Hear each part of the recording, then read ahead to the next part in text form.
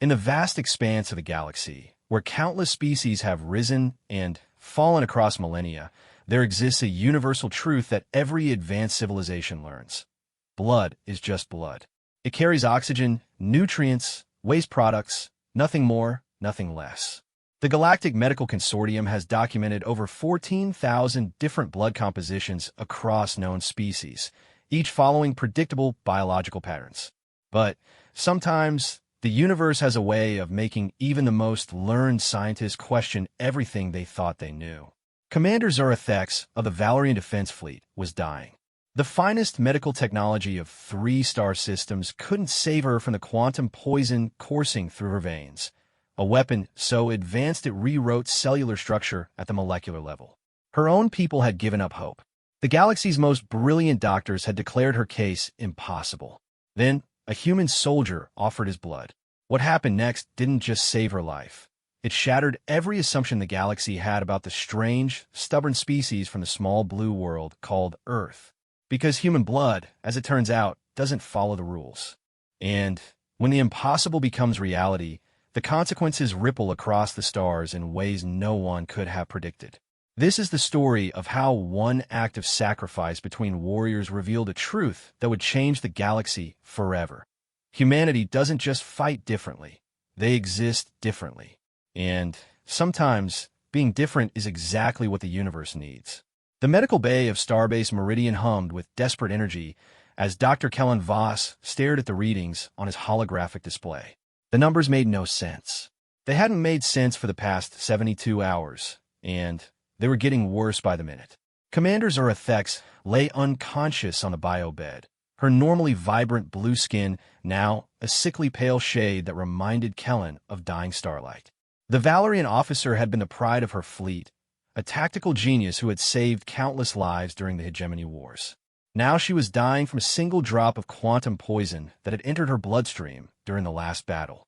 "Doctor, her cellular integrity is down to 12%, announced Nurse Coordinator Yilsa, her tentacles dancing nervously across the control panel. The Octori medic had seen thousands of casualties in her career, but nothing quite like this. The poison is rewriting her DNA faster than our regeneration chambers can repair it." Kellen nodded grimly, his scaled hands moving across the medical interface with practiced precision. As a Saurian physician, he had dedicated his life to understanding the biological systems of the galaxy's many species. The Valorians were supposed to be one of the simpler cases. Their physiology was well documented, their medical responses predictable. But quantum poison changed everything. The weapon had been developed by the Hegemony during the final days of the war, a last desperate attempt to turn the tide of battle. It worked by introducing chaos at the quantum level, causing atomic structures to lose coherence. Organic matter simply forgot how to maintain its form. The victim would experience cascading cellular failure as their very existence became uncertain. "What about the quantum stabilizers?" asked Dr. Marantol, the station's chief xenobiologist. The young Zentari researcher had been working around the clock to find a solution, her 4 arms constantly adjusting different pieces of equipment. Her species was known for their analytical minds, but even Zentari logic seemed useless against this weapon. "Ineffective," Kellen replied, his voice heavy with exhaustion. "The poison adapts to any stabilization attempt. It's as if it learns from our treatments and develops immunity. We've tried 17 different approaches, including some experimental procedures that technically aren't legal in this sector." Commander Thex had been exposed during the liberation of the mining station Kepler 439b. The Hegemony forces had retreated, but not before activating a quantum mine that had caught her squad by surprise. Her soldiers had all died instantly from massive exposure, but Zara had only received a tiny amount, barely a molecule of the substance. It should have been survivable. Should have been. "Her neural activity is still strong," observed Dr. Toll, her translator implant rendering her chittering speech in a standard galactic. "The poison seems to be affecting her body while leaving her mind intact. She might be aware of what's happening to her." That thought made Kellen's stomach turn. The idea that Zara might be conscious, trapped in a failing body, was almost worse than death itself. The Valorian military code emphasized honor above all else, and There was no honor in watching your own flesh betray you molecule by molecule. A soft chime indicated an incoming message. The holographic display shifted to show Admiral Korik Thex, Zara's father, and the commanding officer of the Valerian Third Fleet. The old warrior's face was carved from stone, but Kellen could see the pain in his eyes. "Dr. Voss," the Admiral said, his voice carefully controlled. "I've been informed that the Galactic Medical Consortium has officially classified my daughter's condition as terminal. Is this accurate?" Kellen hesitated before answering. Military families deserved honesty, especially Valerian ones. Their culture valued truth above comfort. "Admiral, I'm afraid the consortium's assessment is medically sound. The quantum poison has progressed beyond what our current technology can address. I estimate she has perhaps 6 hours before complete cellular breakdown." The Admiral's jaw tightened almost imperceptibly.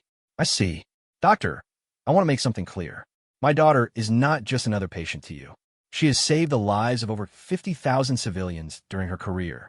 The Battle of Proxima Station, the evacuation of the Outer Rim colonies, the Admiral," Kellen interrupted gently.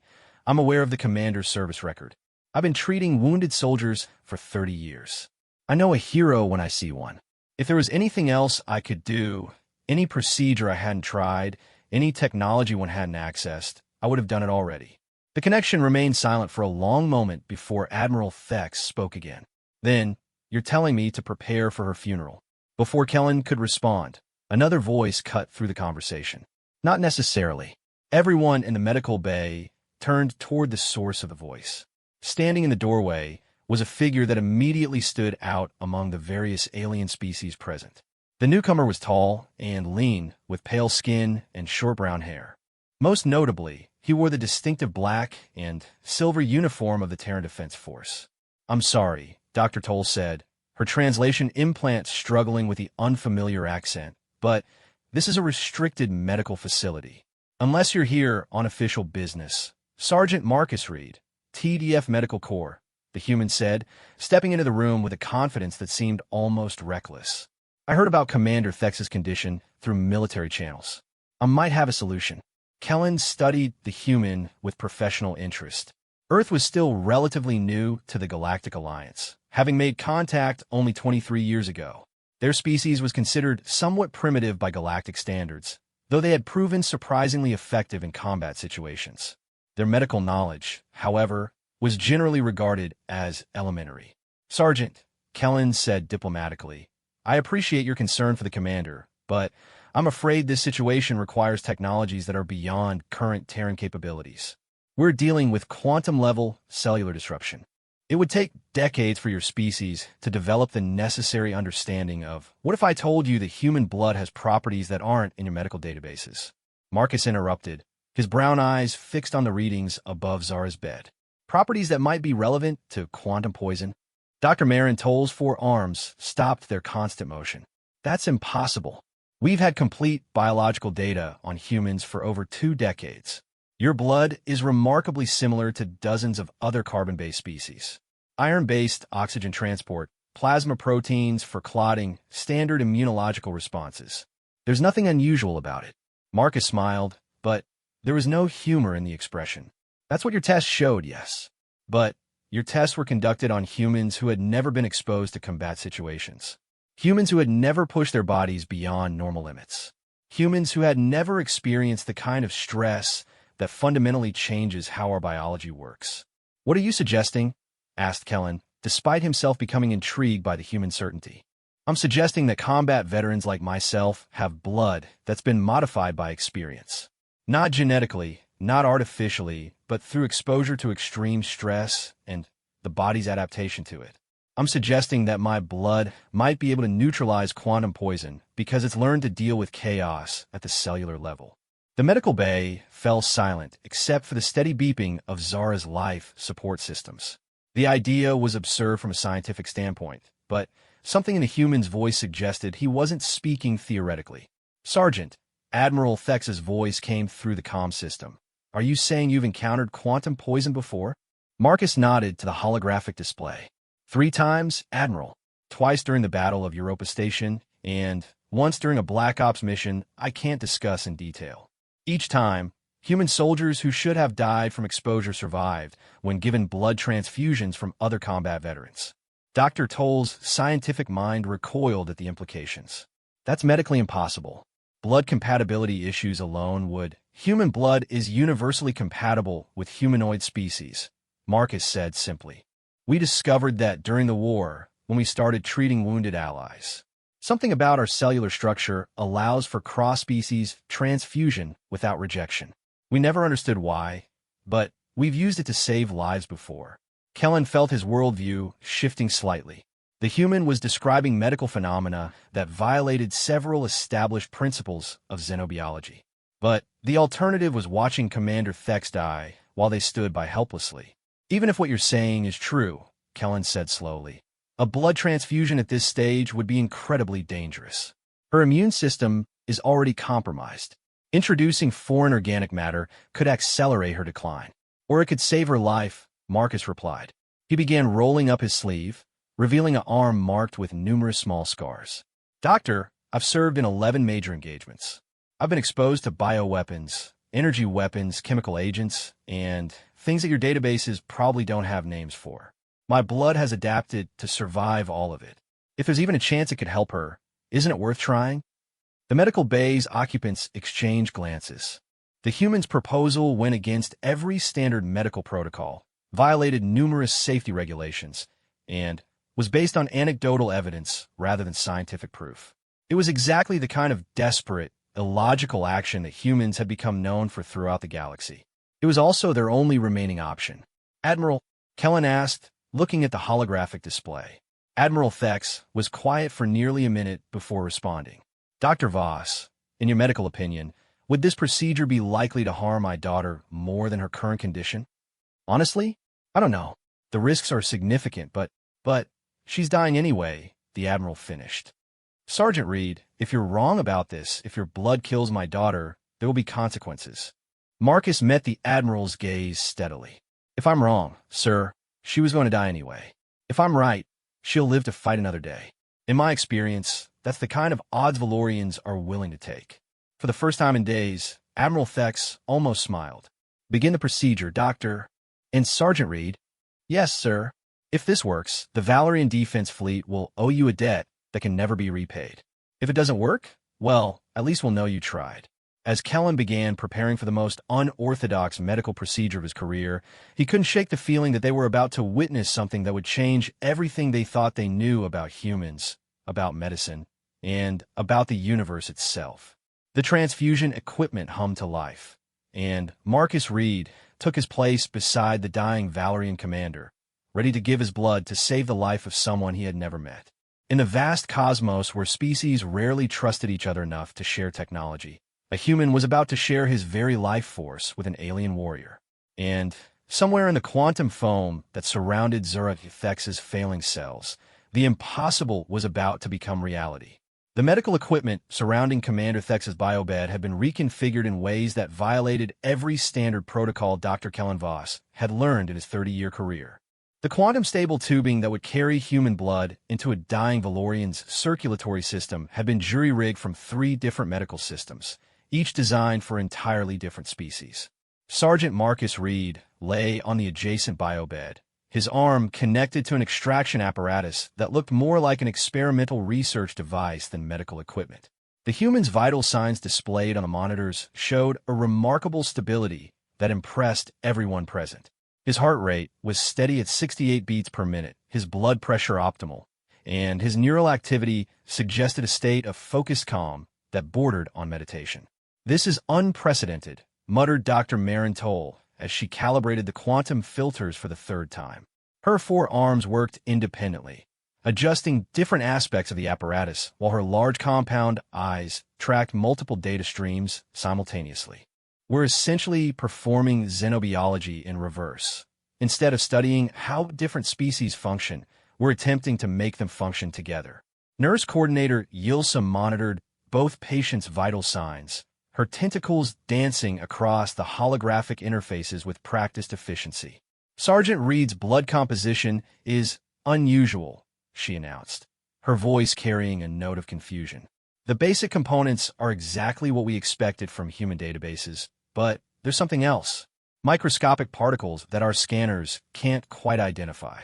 Kellen leaned over the analysis display, his scaled fingers tracing the anomalous readings. The human blood showed normal levels of red blood cells, white blood cells, platelets, and plasma proteins. But scattered throughout the sample were tiny structures that seemed to phase in and out of detection, as if they existed partially outside normal space-time. "Sergeant," Kellen asked, "have you ever been exposed to quantum-based weapons or technology during your service?" Marcus turned his head slightly to look at the doctor, his expression thoughtful. "Define quantum-based. We've fought in environments with unstable space-time, near black holes, around collapsing stars. We've been exposed to energy weapons that work by manipulating reality at the subatomic level. And yes, we've encountered quantum mines similar to the one that got Commander Thex. But you survived direct exposure," Dr. Toll observed, her scientific curiosity overriding her concerns about the procedure. "How is that possible? Honestly, we don't entirely understand it ourselves," Marcus replied. "Human military doctrine assumes that soldiers will encounter impossible situations and need to survive them anyway. Our training focuses on adaptation rather than avoidance. We've learned to function in environments that should kill us." The monitoring system chimed with an urgent tone. Commander Thex's cellular integrity had dropped to 8%. Her body was literally forgetting how to maintain its physical form, with quantum uncertainty causing random molecular bonds to simply cease existing. "We need to begin the transfusion now," Kellen announced, his professional calm masking the terror he felt at what they were about to attempt. "Yilsa, initiate the quantum-stable transfer sequence." The machinery hummed to life with a sound unlike anything heard in conventional medical procedures. The quantum filters activated, creating a localized field of stable space-time around the blood as it moved from human to Valerian. The dark red fluid moved through the transparent tubing like liquid life itself. "Transfer initiated," Yilsa reported.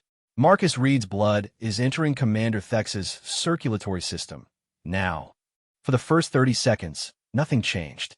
Zara's readings remained steady in their decline, the quantum poison continuing its relentless destruction of her cellular structure. The medical team watched the displays with the focused intensity of scientists observing a critical experiment. Then, something extraordinary happened. Dr. Toll whispered, her voice filled with amazement, "Look at the quantum resonance patterns." Kellen focused on the quantum-level scanner that was monitoring the poison's effects. The chaotic energy patterns that had been tearing Zara apart were beginning to change. Instead of the random destruction they had shown for days, the quantum fluctuations were developing a structure, a pattern that seemed almost purposeful. "That's impossible," breathed Nurse Yilsa. "Quantum poison doesn't develop patterns.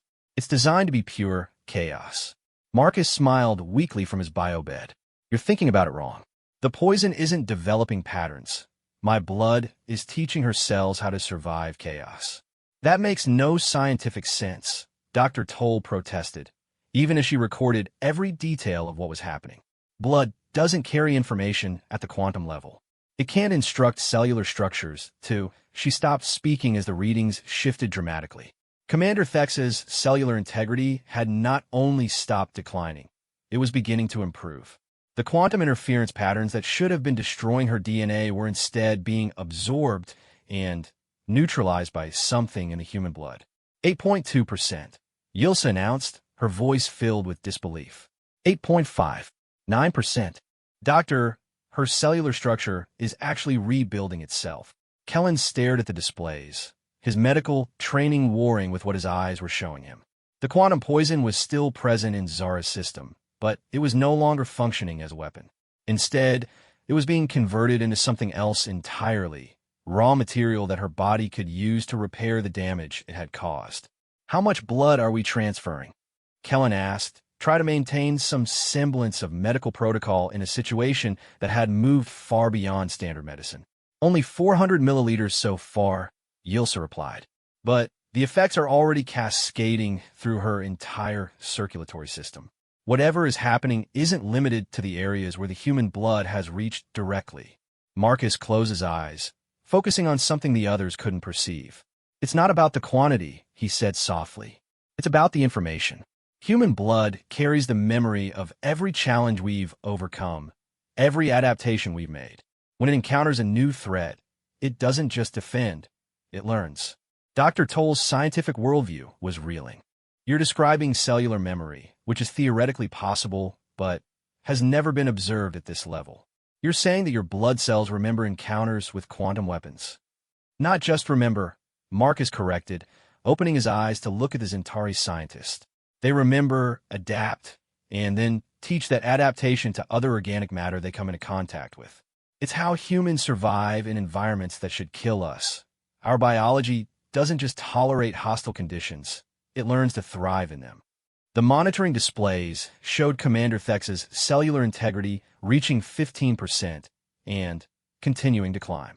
But, more importantly, her neural activity was increasing. The quantum interference that had been disrupting her brain function was clearing, replaced by stable patterns that suggested returning consciousness. This is beyond remarkable, Kellen admitted, his voice filled with professional awe. We're witnessing the real-time adaptation of biological systems at the quantum level. This could revolutionize how we understand not just medicine, but the fundamental nature of life itself. Admiral Thex's voice came through the comm system, tight with controlled emotion. Dr. Voss, are you telling me that my daughter is going to survive? Before Kellen could answer, another voice joined the conversation, weak but unmistakably alive. Father. The medical bay fell completely silent except for the hum of equipment. Commander Zora Thex was awake, her eyes open and focused for the first time in 3 days. Her skin was still pale, but the deathly pallor was being replaced by the beginnings of healthy blue coloration. Zara, Admiral Thex's voice cracked with relief. How do you feel? Zara tried to sit up, then thought better of it as the room spun slightly.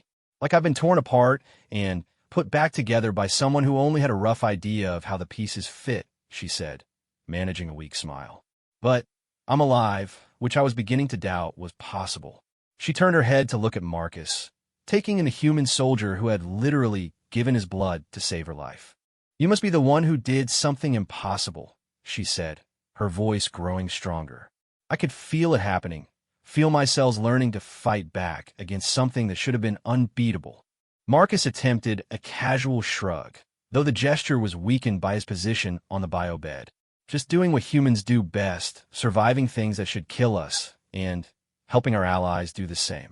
Dr. Toll was frantically recording data, her forearms moving across multiple interfaces simultaneously. The quantum poison is still present in her system, she announced, but it's been completely neutralized. More than that, it's been converted into a form of quantum reinforcement. Her cells are actually stronger now than they were before the exposure. Kellen checked and double-checked the readings, hardly believing what the instruments were telling him. Commander, according to these scans, you've not only recovered from quantum poisoning, you've developed immunity to it. Your cellular structure now has built-in resistance to quantum-based attacks. Zara looked at Marcus with new understanding. This isn't the first time you've done this, is it?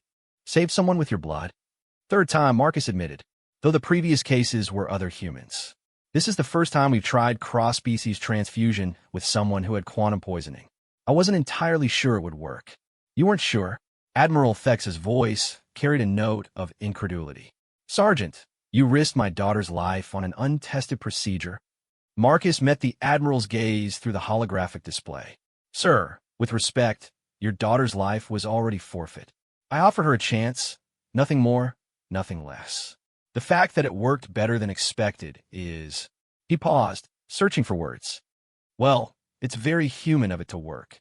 Zara laughed, a sound that brought smiles to everyone present. Father, he saved my life by giving me part of his. In Valerian culture, that makes him family. I think we can forgive him for not being entirely certain about the scientific details. As the medical team continued to monitor both patients, the implications of what had occurred began to sink in. Humans had always been considered a minor species in galactic affairs, useful soldiers, but lacking the advanced technology and scientific understanding of the older civilizations.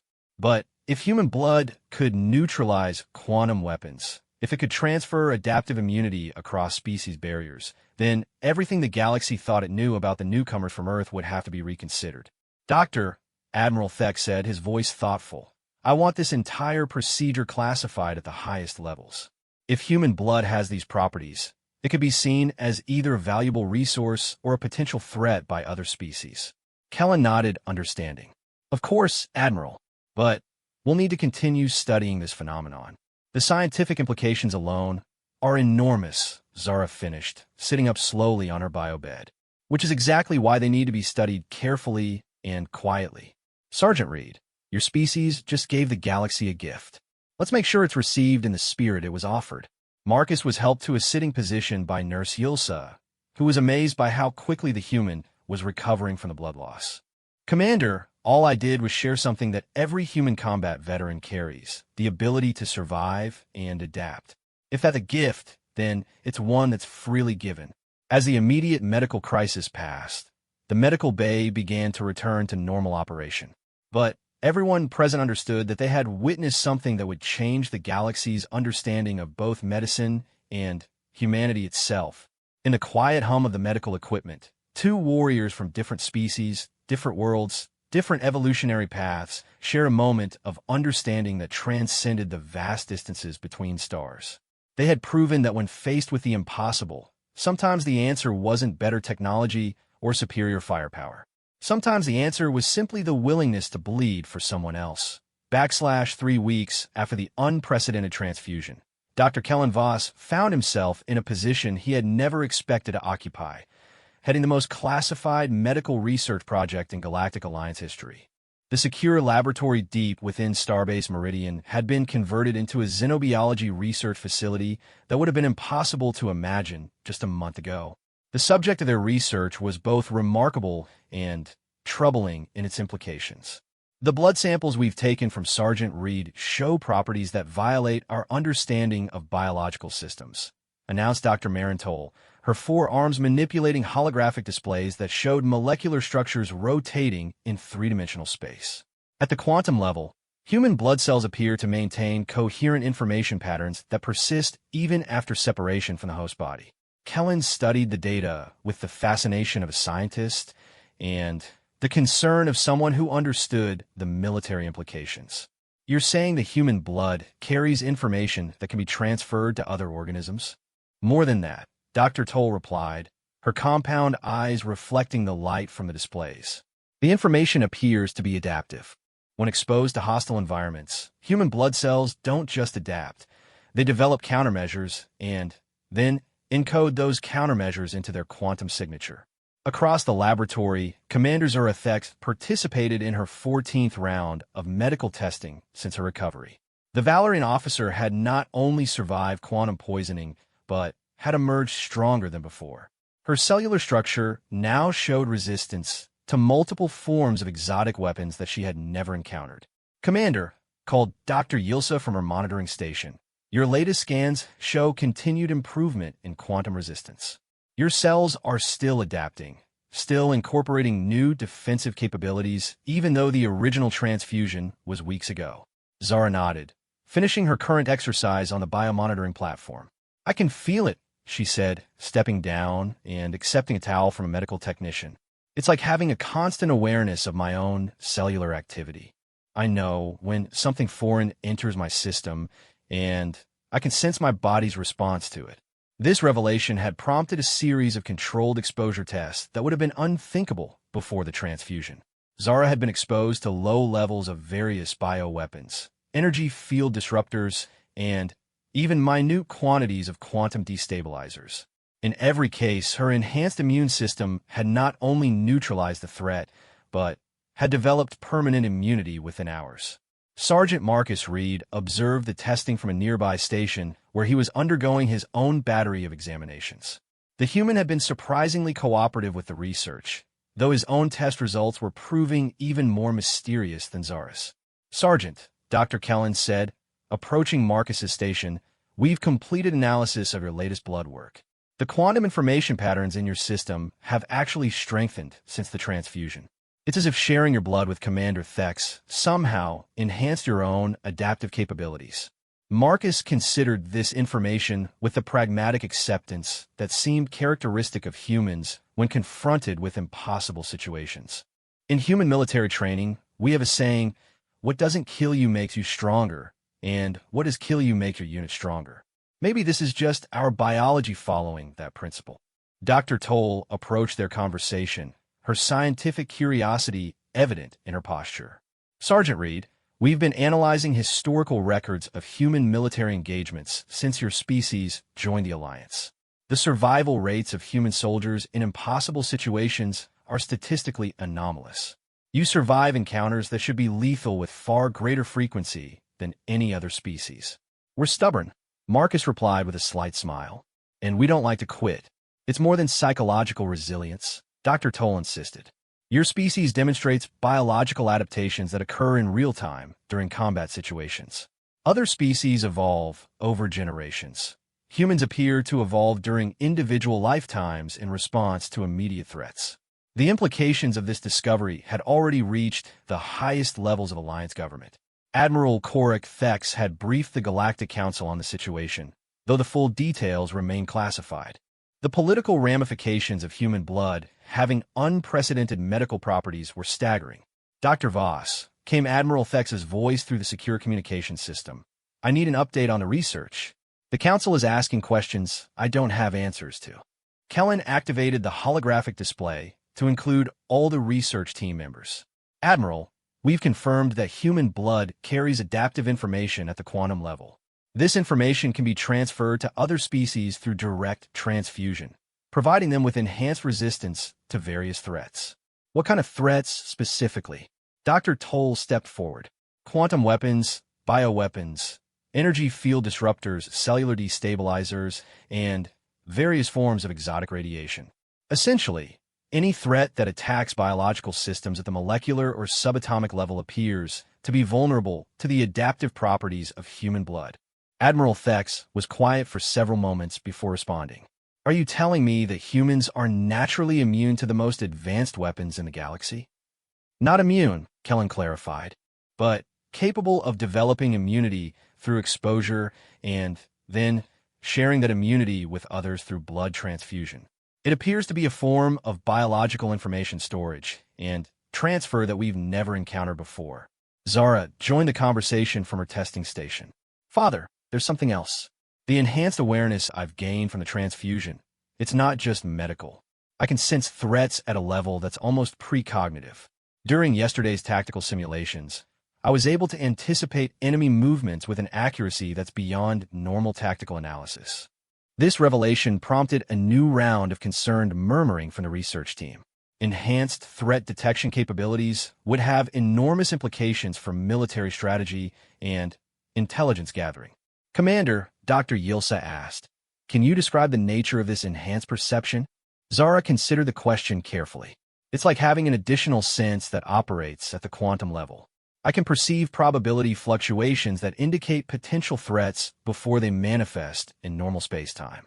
It's as if the human blood has given me access to information that exists slightly ahead of the present moment." Marcus nodded in recognition. "That's similar to what combat veterans describe as battlefield intuition. We always assumed it was just experience and training, but maybe there's more to it." Dr. Toll's scientific mind was reeling with the possibilities. If human blood can enhance perception at the quantum level, then we're not just talking about medical applications. This could represent a fundamental upgrade to sentient consciousness itself. The laboratory fell quiet as everyone contemplated the implications. What had begun as a desperate medical procedure to save one life had revealed capabilities that could potentially enhance every life in the galaxy. But with that potential came dangers that were equally vast. "Admiral," Kellen said carefully, "we need to discuss the broader implications of this research. If human blood can provide these enhancements to other species, there will inevitably be those who view humans as resources to be harvested rather than allies to be respected." Admiral Thex's expression darkened. "That possibility has already been discussed at the council level. Some members have suggested establishing voluntary donation programs that would provide human blood to military units and medical facilities throughout the Alliance." "Voluntary," Marcus said, his voice carrying a note of skepticism. Right up until the moment when the Alliance decides that the greater good requires mandatory participation. Zara looked at the human who had saved her life with new understanding. Sergeant, your species has inadvertently made yourselves one of the most valuable resources in the galaxy. How do humans typically handle that kind of attention? Marcus's smile was grim but determined. We don't like being treated as resources, Commander. Humans have a long history of fighting back when others try to use us for their own purposes. And now, apparently, we have the biological tools to make that fighting back very effective. The research team exchanged glances, recognizing the delicate political situation that was developing. Humans had joined the Galactic Alliance as junior partners, valued primarily for their effectiveness in combat, but considered technologically and scientifically inferior to older species. Now, they possessed biological capabilities that could potentially make them the most important species in the galaxy. Dr. Voss, Admiral Thex, said, I want this research to continue, but I also want security protocols established immediately. The knowledge of human blood properties must be carefully controlled until we understand the full implications. Understood, Admiral. We'll implement restricted access protocols, and an alarm suddenly filled the laboratory, interrupting Kellen's response. The quantum threat detectors that monitored the research facility had activated, indicating the presence of hostile weapons or surveillance equipment. Zara immediately moved to a combat-ready position, her enhanced senses focusing on the source of the threat. There, she said, pointing to a section of the laboratory wall. Something is attempting to scan our research data through the quantum shielding. Marcus was already moving toward the security controls, his own enhanced awareness confirming Zara's detection. Looks like word of our research has leaked. Someone wants to know what we've discovered about human blood. Dr. Toll activated the facility's defensive systems, while Nurse Yilsa secured the research data. The quantum signature suggests hegemony technology, she announced, her tentacles flying across the security interface. They're attempting to extract information about the transfusion procedure. Admiral Thex's voice cut through the alarm. Secure the facility immediately. If the hegemony has learned about human blood properties, they'll attempt to weaponize them. As the research team worked to protect their discoveries, everyone understood that their work had attracted the attention of forces that viewed human blood not as a gift to be shared, but as a weapon to be controlled. The galaxy was about to learn that humans didn't just fight differently, they existed differently. And now, they weren't the only ones who knew it. The alarm continued to sound as defensive systems engaged, and the laboratory sealed itself against intrusion. In the midst of the crisis, Zara and Marcus stood ready to defend research that had saved her life, and revealed capabilities that could change the fate of every species in the galaxy. The investigation into human blood had become something much more dangerous. The first battle in a war over the future of human freedom. The secure meeting room deep within the Galactic Alliance headquarters on Citadel Station had never hosted a gathering quite like this one. Representatives from 12 major species sat around a curved table that seemed to bend reality itself, its quantum-stabilized surface displaying data streams from across the galaxy. The information being discussed would reshape interspecies relations for generations to come. Admiral Korik Thex stood before the assembled delegates, his weathered face showing the strain of recent revelations. Behind him, holographic displays showed medical data, combat reports, and threat assessments that painted a picture of human capabilities that defied every previous assumption about Earth's inhabitants. Distinguished colleagues, Admiral Thex began, his voice carrying the weight of military command. 3 weeks ago, my daughter was dying from quantum poisoning. Today, she possesses immunities and capabilities that our best scientists cannot fully explain. The cause of this transformation was a blood transfusion from a human soldier named Marcus Reed.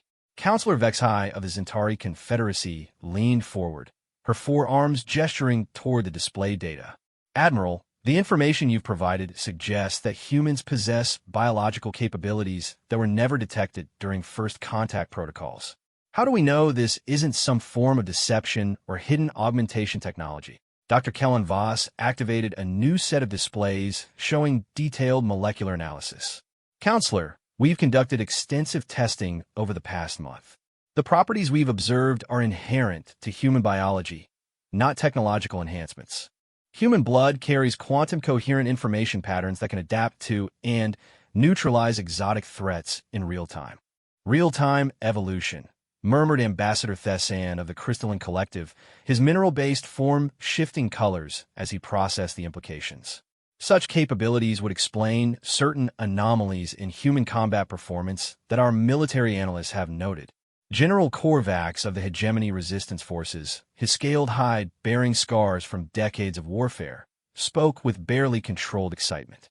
If human blood can neutralize quantum weapons, it could end a threat posed by Hegemony remnant forces. Their entire military doctrine relies on quantum-based terror weapons. Counselor Yilthin of the Aquatic Federation raised a tentacle in concern. General, you speak of using humans as a resource. That approach could destabilize our entire alliance structure. Humans are sentient beings, not medical supplies. The tension in the room was palpable as delegates grappled with the implications of what they were learning.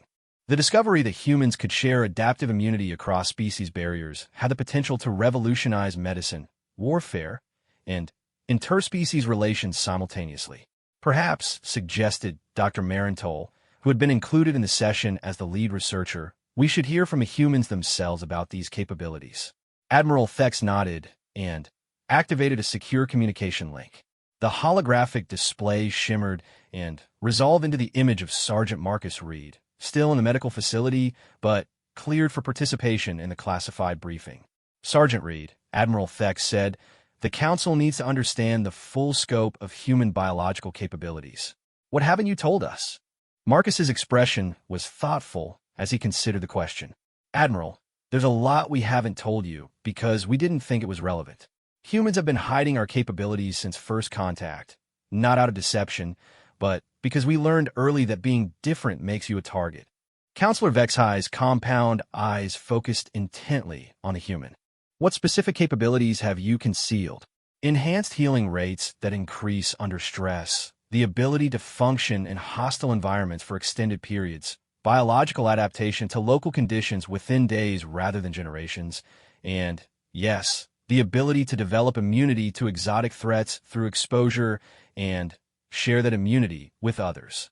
Marcus paused, then added, we also have enhanced threat perception in combat situations that borders on precognition. The room erupted in excited murmurs as delegates processed this information. Ambassador Thessan's crystalline structure rang like a bell as he shifted. Sergeant, you're describing capabilities that would classify humans as an apex species. Why present yourselves as primitive newcomers? Marcus's smile was grim.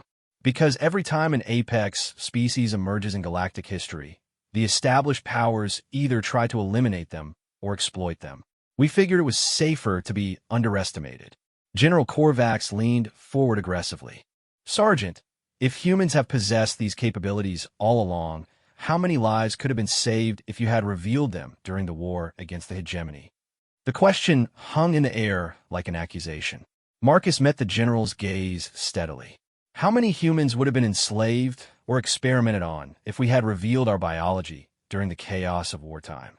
We've seen how other species treat valuable resources, General. Humans prefer to remain free. Commander Zura Thex's voice joined the conversation through her own secure link from the medical facility.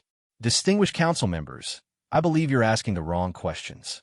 Instead of focusing on what humans have hidden, perhaps you should consider what they've freely given. She paused to let her words sink in before continuing. Sergeant Reed didn't hesitate to risk his life to save mine. He offered his blood without knowing if the procedure would work or what the consequences might be. That's not the behavior of a species trying to exploit others. It's the behavior of natural allies. Dr. Kellen Voss activated additional displays showing the results of recent research. Council members, our studies have revealed something even more significant. The adaptive properties of human blood appear to be amplified when humans are in cooperative relationships with other species. The enhancement effects are strongest when there's genuine trust and mutual respect. This revelation caused another stir among the delegates. Counselor Yilthin's tentacles writhed in what translated as excitement. Doctor, are you suggesting that human biological capabilities are enhanced by positive social bonds with other species? That's exactly what I'm suggesting, Dr. Kellen confirmed. Human evolution appears to have favored not just individual survival, but the ability to form beneficial relationships with other organisms. Their biology is literally designed for alliance building.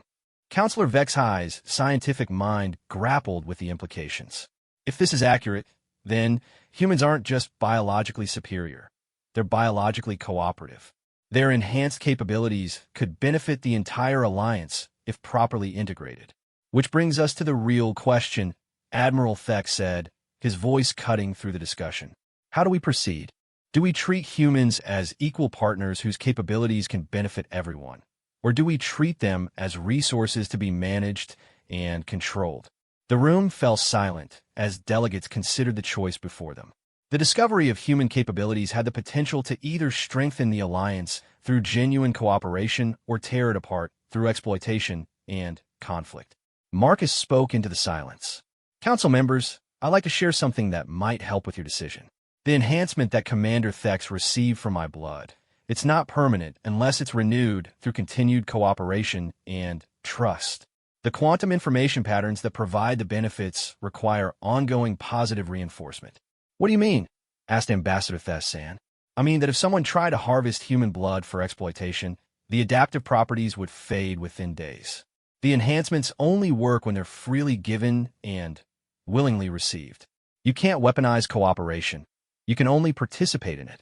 Dr. Marantol's forearms moved excitedly as she accessed additional research data. This correlates with our findings about the quantum coherence patterns.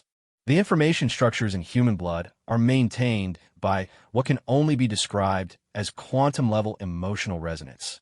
Positive relationships strengthen the adaptive properties, while exploitation or hostility causes them to degrade. General Korvax sat back in his chair, his expression thoughtful. So humans have evolved a biological safeguard against exploitation. Their greatest capabilities can only be accessed through genuine alliance. It's more than that, Zara added from her medical facility. The enhancements aren't just individual.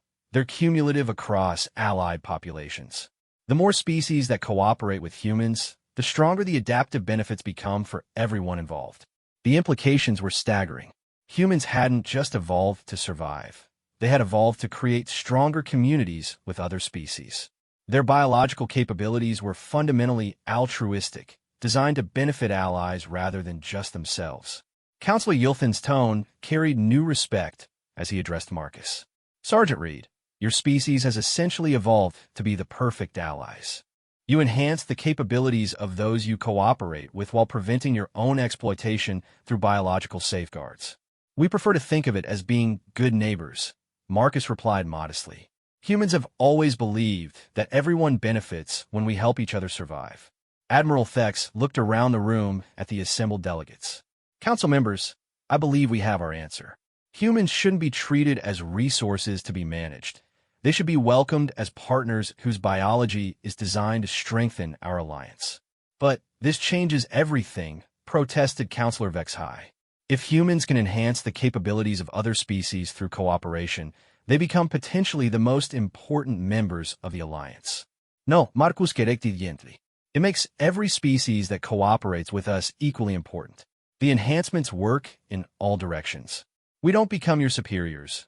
We all become better versions of ourselves. As the session continued, the delegates began to understand that they weren't just dealing with a new medical discovery or military capability. They had encountered a species that had evolved specifically to create stronger alliances, to enhance their partners' capabilities, and to build cooperative relationships that benefited everyone involved.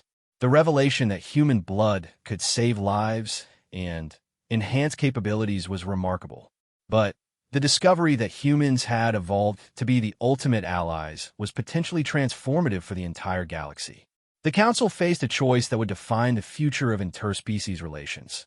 Embrace genuine cooperation with a species designed to enhance their allies, or risk destroying the most beneficial relationship the galaxy had ever encountered.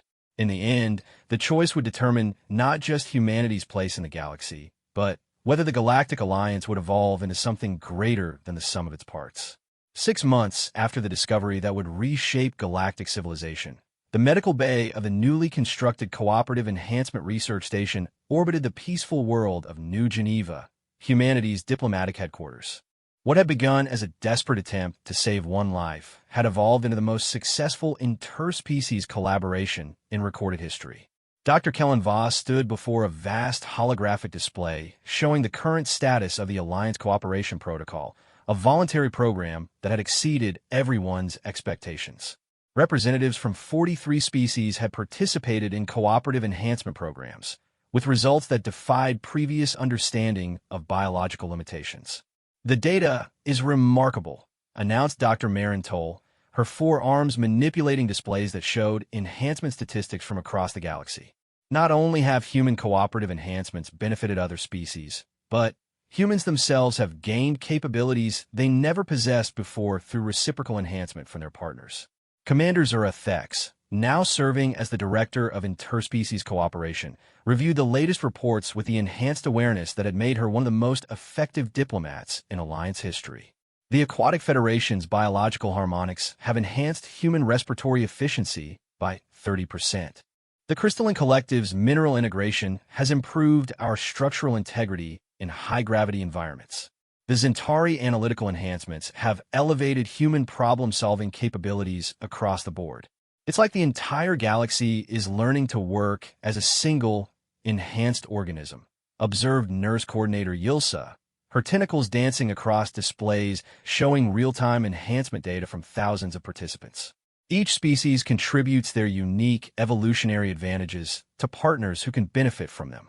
Sergeant Marcus Reed, now Lieutenant Colonel Reed following his promotion to Alliance Enhancement Coordinator, participated in the briefing from the station's cooperation chamber.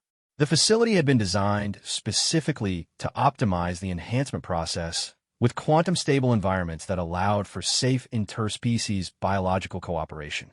The most interesting development, Marcus said, reviewing his own enhancement status, is that the cooperative abilities are becoming stronger with each generation of participants.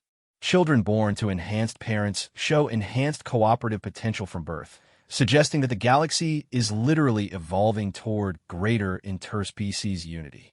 This discovery had prompted the most comprehensive evolutionary study in galactic history. Species that had never been able to directly interact due to biological incompatibilities were finding ways to cooperate through human-mediated enhancement protocols. The barriers that had divided the galaxy for millions of years were dissolving through biological cooperation. Admiral Korik Thex joined the briefing through secure communication from the Alliance Defense Command, his weathered face showing satisfaction with developments that had enhanced military cooperation beyond all expectations. The defense applications alone have revolutionized our capabilities. Enhanced Alliance forces have successfully neutralized the remaining hegemony threat cells using cooperation-enhanced tactics that would have been impossible 6 months ago. The hegemony remnants were defeated not through superior firepower, added General Korvax, but through cooperative strategies that allowed different species to contribute their unique advantages simultaneously. Human adaptive capabilities, combined with Valorian tactical expertise, Centauri analytical precision, and crystalline structural awareness, created combat effectiveness that overwhelmed quantum weapon-equipped opponents. The military success had been remarkable, but the civilian applications had been even more transformative. Disease that had plagued certain species for centuries had been eliminated through cooperative immune enhancement.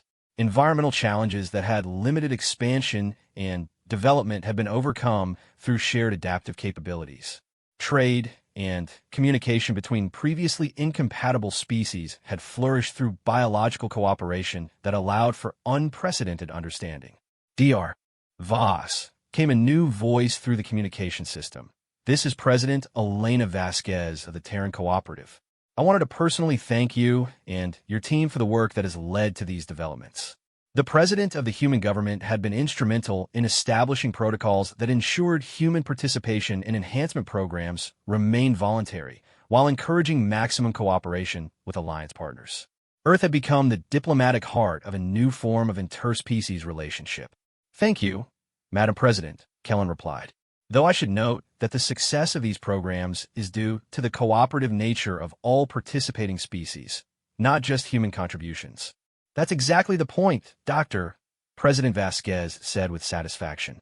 Humanity has found its place in the galaxy not by dominating others, but by helping everyone become better versions of themselves. It's the most human solution possible to the challenges of interspecies cooperation. Zara accessed the latest diplomatic reports, her enhanced awareness allowing her to process vast amounts of information simultaneously. The political implications have been as significant as the biological ones. The cooperation accords have effectively eliminated the territorial disputes that have been destabilizing the Outer Rim for decades. When species can share biological advantages, the concept of resource competition becomes obsolete. More than that, added Dr. Toll, the enhanced communication capabilities that result from cooperation have allowed for direct empathic connections between species. Understanding each other at the biological level has eliminated most sources of interspecies conflict. Marcus smiled as he reviewed reports from newly established cooperative colonies throughout Alliance space. We're seeing the emergence of truly integrated communities where multiple species work together, not just politically or economically, but biologically. Children growing up in these communities are developing enhanced capabilities that represent the best of all participating species. The long-term implications were staggering. The galaxy was witnessing the emergence of a new form of life that transcended individual species boundaries while preserving the unique characteristics that made each species valuable. Evolution itself was being enhanced through conscious cooperation. There is one concern, Admiral Thex noted, his expression becoming serious. Intelligence reports suggest that some external civilizations beyond Alliance space view our cooperative enhancement programs as a potential threat. They fear that enhanced Alliance forces could pose a risk to their independence. Which is ironic, Zara observed, since the enhancement programs specifically prevent exploitation and require voluntary participation. Enhanced Alliance citizens are literally incapable of forced expansion or aggressive conquest. Dr. Kellen reviewed the biological data that supported this assertion. The quantum coherence patterns that enable cooperative enhancement become unstable when used for hostile purposes. Attempts to weaponize cooperative abilities result in complete loss of enhancement capabilities. So the galaxy's most powerful defensive capability is also its most peaceful one, mused President Vasquez. Enhanced Alliance forces are literally incapable of aggressive war. Marcus nodded in agreement. That's been the most remarkable discovery of all. Human cooperative biology doesn't just enhance our partners. It biologically enforces ethical behavior. Enhanced individuals become physically incapable of harming unwilling participants. The implications for galactic peace are unprecedented, Admiral Thex concluded. As more species join the cooperative enhancement programs, the potential for large-scale warfare diminishes proportionally. The research station's alert system chimed softly, indicating an incoming priority communication. The main display activated to show Ambassador Thessan of the Crystalline Collective, his mineral form reflecting with excitement. Distinguished colleagues, Ambassador Thessan announced, I bring news from the Galactic Council. 3 more major civilizations have requested admission to the Alliance, specifically to participate in cooperative enhancement programs. The Ethereal Synthesis, the Mechanical Collective, and the Psionic Communes have all indicated willingness to share their unique biological and technological capabilities. The news prompted excited discussion among the assembled researchers and officials. Each of the requesting civilizations possessed capabilities that had never been integrated with biological organisms before. The potential for enhancement was limitless. This represents the largest voluntary expansion of the Alliance in its history, Zara noted, her diplomatic awareness processing the political implications. If these civilizations join, we'll have 56 species participating in cooperative enhancement programs. And each new participant enhances the capabilities of all existing members, added Dr. Toll.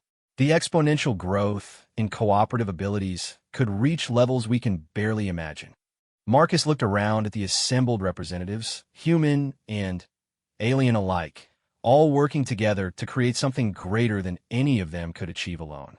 A year ago, I was just a soldier trying to save a dying officer with an untested blood transfusion. Now, we're creating a new form of civilization based on biological cooperation. You did more than save my life, Zara said, her voice carrying deep emotion. You discovered that the universe itself is designed for cooperation. Every species evolved unique capabilities not to dominate others, but to contribute to something greater than themselves. Admiral Thex's expression showed the satisfaction of a military commander who had witnessed the ultimate victory. The war against the hegemony was fought to preserve freedom and independence. The cooperative enhancement programs have achieved something better. They've made freedom and independence stronger through unity. As the briefing concluded, the participants understood that they had witnessed the birth of a new chapter in galactic history. The discovery that human blood could save lives had led to the realization that all species possessed unique biological gifts that could enhance their partners through cooperation. The galaxy was no longer a collection of separate civilizations competing for resources and territory. It was becoming a single, cooperative organism where each species contributed their evolutionary advantages to the benefit of all. Commander Zara Thex and Lieutenant Colonel Marcus Reed, the Valorian officer and human soldier whose chance encounter had started it all, stood together in the observation deck of the research station. Before them stretched the stars of Alliance space, now home to billions of beings whose lives have been enhanced through voluntary cooperation. Thank you, Zara said simply, looking at the human who had given his blood to save her life and inadvertently changed the galaxy.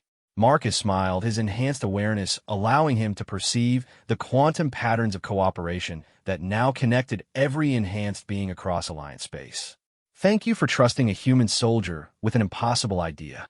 Together, they watched as ships from dozens of species arrived at the research station, bringing new volunteers for cooperative enhancement programs that would continue to strengthen the bonds between all sentient life in the galaxy. The universe had always been vast and dangerous, filled with countless threats that could destroy civilizations. But now, for the first time in galactic history, those civilizations had learned to face those threats together, each species contributing their unique strengths to create something greater than any of them could achieve alone.